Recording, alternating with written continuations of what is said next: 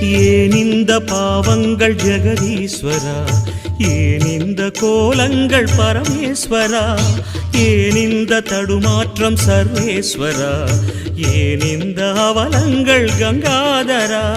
மூன்றாவதாம் உன் கண்ணையே நீர் திறப்பீர் உலகுயவே.